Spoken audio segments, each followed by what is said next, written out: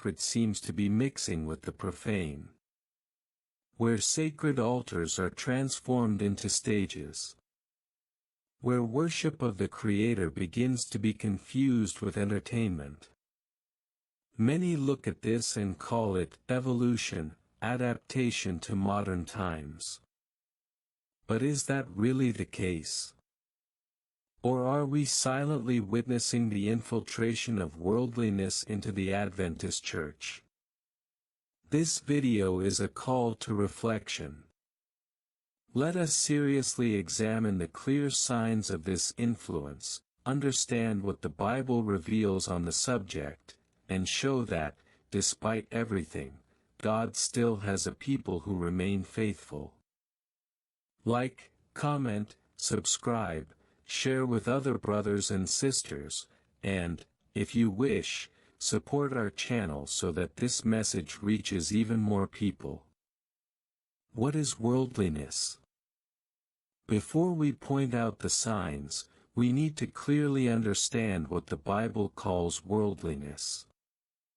In 1 John 2 verses 15 to 17 it is written, "Do not love the world or anything in the world. If anyone loves the world, love for the Father is not in them. For everything in the world, the lust of the flesh, the lust of the eyes, and the pride of life, comes not from the Father but from the world." And in Romans 12 verse 2, the appeal is direct. "Do not conform to the pattern of this world, but be transformed by the renewing of your mind. Then you will be able to test and approve what God's will is, His good, pleasing, and perfect will." Worldliness, therefore, is not just a matter of appearance or style. It is a spirit, a mindset, that seeks to quietly infiltrate the spiritual life, replacing God's principles with the values of the world. It manifests itself when we seek to please the public more than God. When our decisions are guided by cultural trends rather than the Word. When what attracts us is no longer holiness, but popularity. And this does not only affect individuals. It affects entire churches, which begin to exchange the cross for the stage, truth for entertainment, reverence for distraction. Worldliness is, in essence, a silent enemy. And like any disguised enemy, it never knocks on the door announcing its intentions. It infiltrates, subtly, until it dominates. The Adventist Church has always been against worldliness.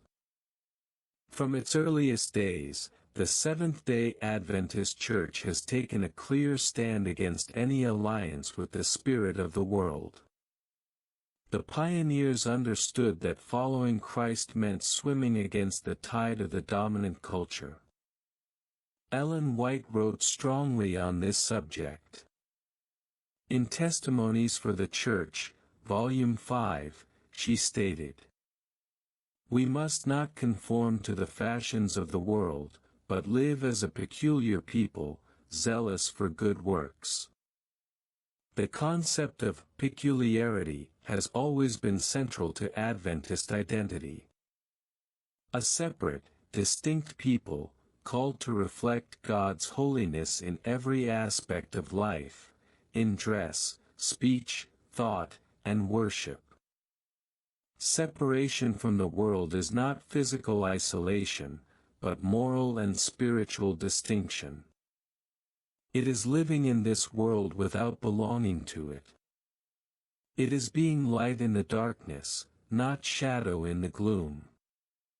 For decades, this stance shaped music, worship, principles of conduct, and even lifestyles within the church.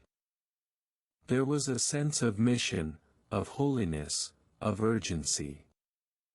But today, many of these values are being questioned, or simply set aside. The question that arises is, are we abandoning what made us a peculiar people? Visible signs of worldliness today. Unfortunately, many signs show that worldliness is no longer a distant threat, but has become a visible reality in many Adventist communities. The first sign is the change in worship styles. In the name of making worship more attractive, stages with colored lights, applause, thunderous drums, and theatrical performances have emerged. Instead of reverent worship, what we see are actual shows, where the focus is often not on God, but on the performance. Songs that imitate worldly standards gain ground, while deeply theological and spiritual hymns are left aside. Reverence gives way to momentary excitement, and holiness is replaced by sensations. Another worrying sign is the normalization of secular behavior, both among members and leaders. Worldly values about success, appearance, consumption, and vanity are absorbed without question. What was once seen as dangerous is now accepted as culturally normal. Self-promotion on social media has become commonplace. Pastors, leaders, and spiritual influencers compete for likes and followers as if they were on a reality show. Personal exposure often overshadows the message of the gospel. Of course, it is not a matter of judging hearts, but of recognizing trends. Because worldliness never comes in through the front door. It infiltrates the details. The subtle choices. The quest for relevance at any cost. And when we are not vigilant, what begins as innovation can end in deviation. Have you noticed these signs in your local church? How has your experience been in the face of these changes? Leave your comment, we want to hear from you. The influence of postmodern culture within the church. We live in an era marked by relativism. Postmodern culture rejects absolutes, despises fixed truths, and exalts emotion above reason. Unfortunately, this mentality is finding its way into many churches, including the Adventist Church. Today, error is often treated as a mere, different opinion, and sin as a phase that should not be confronted, only understood. The idea of repentance is replaced by unconditional acceptance, without transformation. Worship ceases to be an encounter with God's holiness and becomes an emotional experience, where the main goal is to feel something. This opens the door to a gospel centered on man, and no longer on Christ.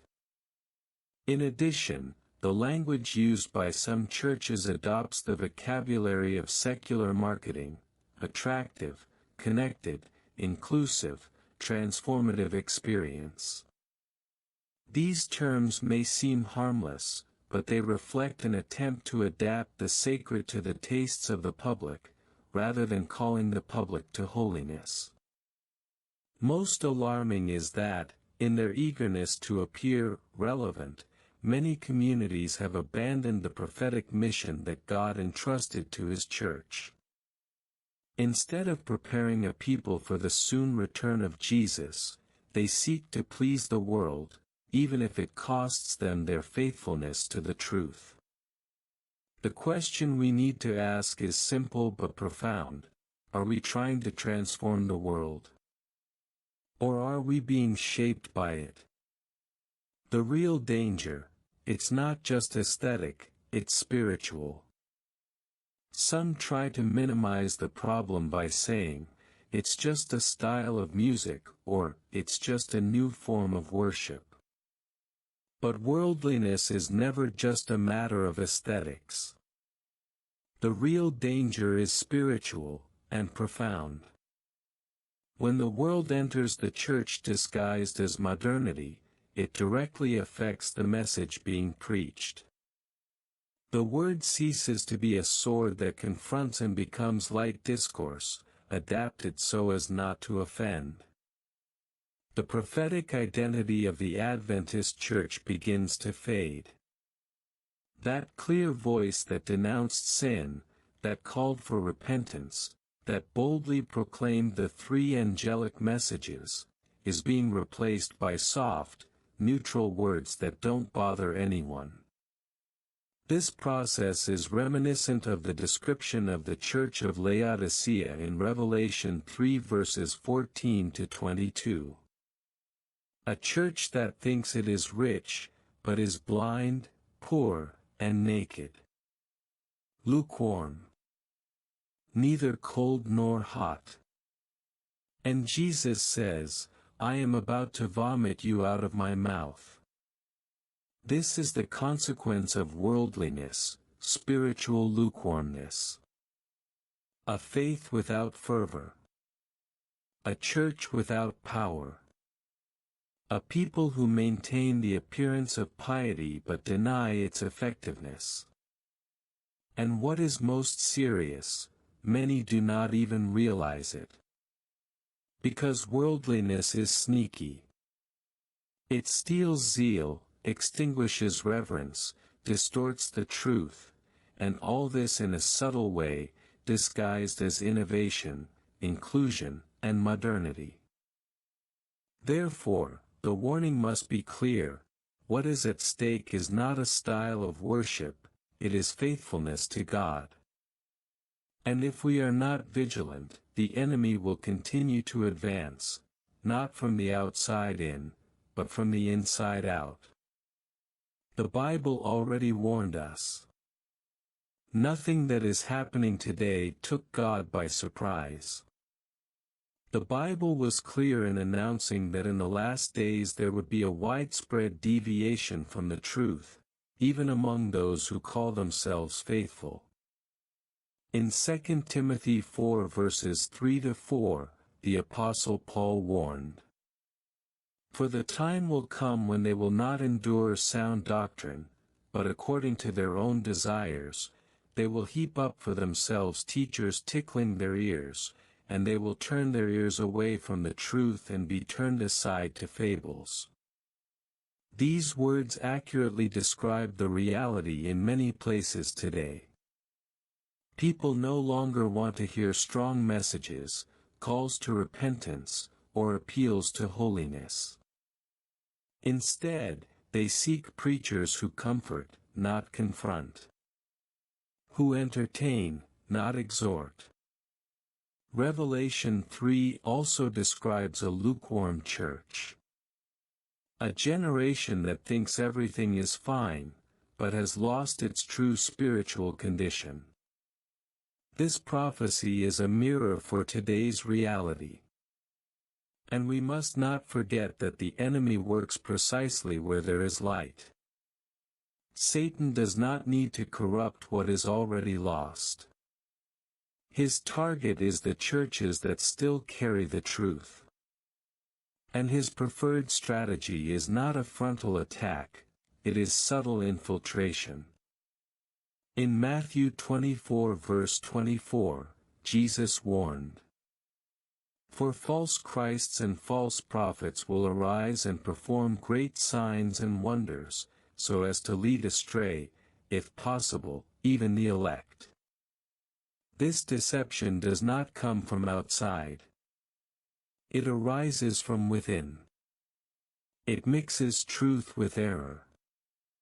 It uses religious language, pious appearances, and even biblical references, but all of this serves one purpose: to divert God's people from their mission. That is why we cannot let our guard down. Worldliness is a fulfilled prophecy, and an urgent warning to the remnant church. Ellen White sounded the alarm. Long before any of this happened, God had already used his servant to warn of the danger of becoming too close to the world.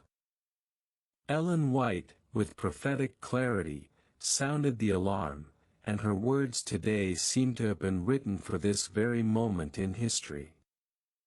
In Evangelism, page 510, she wrote, "When music becomes the main part of worship, Satan turns what should be a blessing into a trap."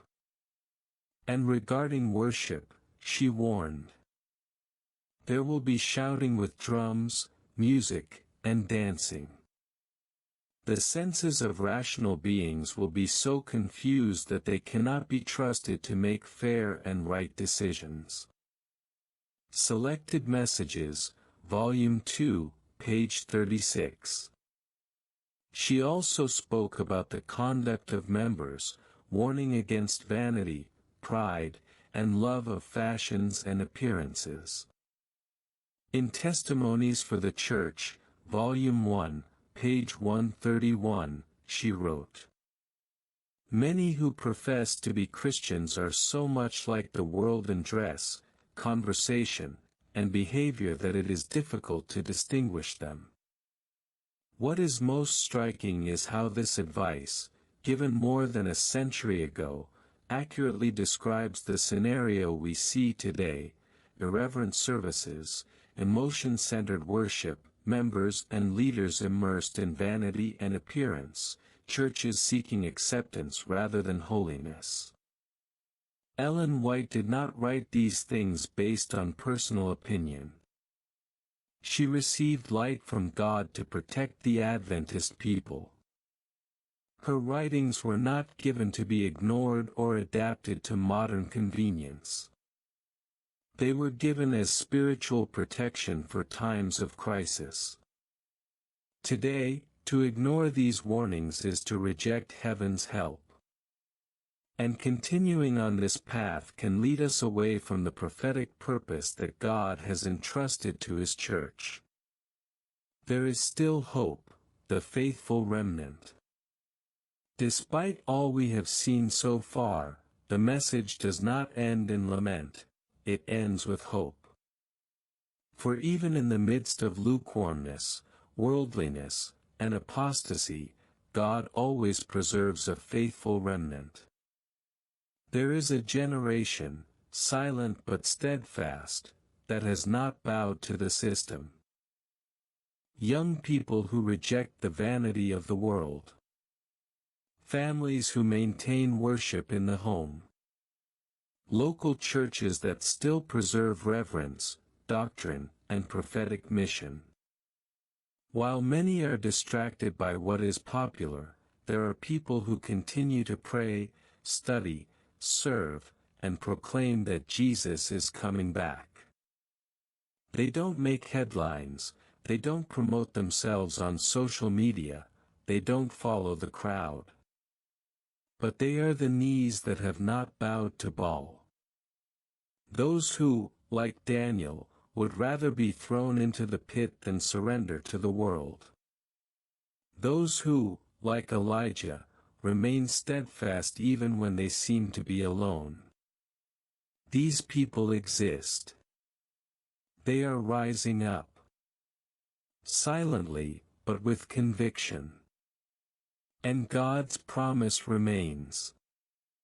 Those who are wise will shine like the brightness of the sky, and those who lead many to righteousness, like the stars, forever and ever. Daniel 12 verse 3. The restoration has already begun.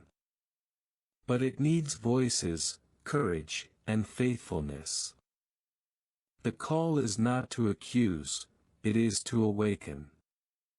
So that we may be part of the people who are not contaminated by the world, but remain faithful to the Lamb. Worldliness is not just an external problem or a matter of style. It is a direct attack on the essence of the church. A silent danger that corrodes faith, dilutes the message, and threatens to extinguish the light of the remnant. But the church may be under attack. God will always have a people who are not contaminated by the world. Therefore, the call is clear: watch, resist, remain faithful. We cannot accept that holiness be replaced by appearance, that reverence be exchanged for entertainment, that the prophetic mission be stifled by the desire to please the world. It is time to rise up, strengthen our faith, and restore the purity of the gospel. May each of us be a beacon in the darkness, a living sign that there is still a people set apart, holy, and dedicated to God. Time is short. Jesus is coming back. May we be found watchful. If you feel in your heart the call to be part of this faithful remnant, do not remain silent. Share this video with your brothers and sisters, leave your like to strengthen this message, and subscribe to the channel to continue receiving content that edifies and